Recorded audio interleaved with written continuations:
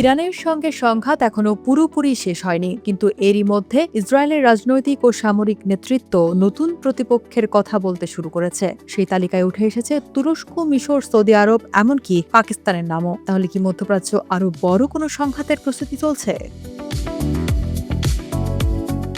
ইরানের বিরুদ্ধে দীর্ঘদিনের অভিযানে নিজেদের সফল দাবি করছে ইসরায়েল, কিন্তু সেই অভিযানের সমাপ্তি ঘোষণার আগেই দেশটির রাজনৈতিক নেতৃত্ব নতুন নিরাপত্তা হুমকির কথা বলা শুরু করেছে।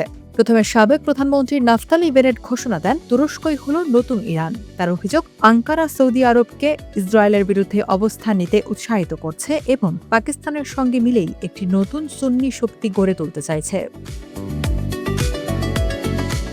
মাত্র কয়েকদিন পর একই ধরনের বক্তব্য দেন বর্তমান প্রধানমন্ত্রী বেনিয়ামিন নেতানিয়াহু। তিনি ভারত, গ্রিস ও সাইপ্রাসকে নিয়ে নতুন একটি আঞ্চলিক জোটের কথা বলেন। তার মতে, ইরানের নেতৃত্বাধীন শিয়া অক্ষ দুর্বল হওয়ার পর এখন সম্ভাব্য সুন্নি শক্তির উত্থান ঠেকানোই ইসরায়েলের নতুন লক্ষ্য। এই বিশ্লেষণের কেন্দ্রবিন্দুতে রয়েছে তুরস্ক।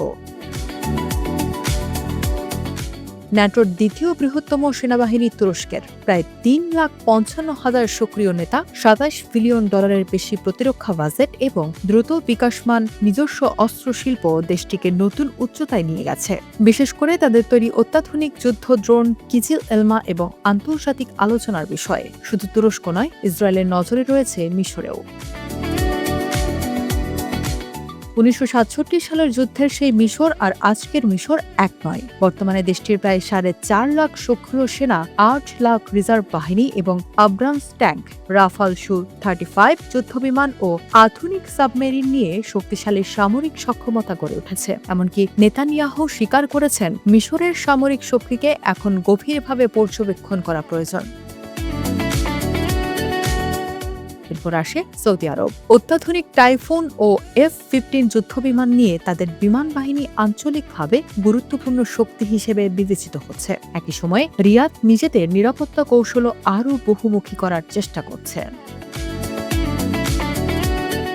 তবে সবচেয়ে বেশি উদ্বেগের জায়গা হিসেবে উঠে এসেছে পাকিস্তান, কারণ মুসলিম সংখ্যাগরিষ্ঠ দেশগুলোর মধ্যে কার্যকর পারমাণবিক অস্ত্র এবং তা বহনের সক্ষম ক্ষেপণাস্ত্র রয়েছে মূলত পাকিস্তানের কাছেই। সম্প্রতি চীনের J-10C যুদ্ধবিমান এবং দূরপাল্লার ক্ষেপণাস্ত্র যুক্ত হওয়ায় দেশটির বিমান বাহিনীও নতুন করে আলোচনায় এসেছে। তবে এখানেই সবচেয়ে গুরুত্বপূর্ণ প্রশ্নটি উঠে আসে, আসলেই কি তুরস্ক, মিশর, সৌদি আরব ও পাকিস্তান মিলে কোনো সামরিক জোট গড়ে তুলেছে? এখন পর্যন্ত এমন কোনো প্রমাণ পাওয়া যায়নি। 4 দেশের মধ্যে যৌথ প্রতিরক্ষা চুক্তি নেই, যৌথ সামরিক পরিকল্পনারও তথ্য সামনে আসেনি। বরং অনেক বিশ্লেষকের মতে ইসরায়েলের অভ্যন্তরীণ রাজনীতির কারণেই নতুন বাহ্যিক হুমকি সামনে আনা হচ্ছে। তাদের যুক্তি, সামনে নির্বাচন এবং রাজনৈতিক সমীকরণের কারণে নতুন প্রতিপক্ষের ধারণা তৈরি করা হতে পারে। বিশেষজ্ঞদের সতর্কবার্তা আরও গুরুত্বপূর্ণ। তাদের মতে তুরস্ক, মিশর, সৌদি আরব ও পাকিস্তানের মধ্যে ইরানের মতো কোনো অভিন্ন আদর্শ কেন্দ্রীয় নেতৃত্ব কিংবা যৌথ সামরিক কাঠামো নেই। তাই বাস্তবে যে হুমকির কথা বলা হচ্ছে সেটি কতটা বাস্তব আর কতটা রাজনৈতিক, সেই প্রশ্ন এখনও খোলা রয়ে গেছে।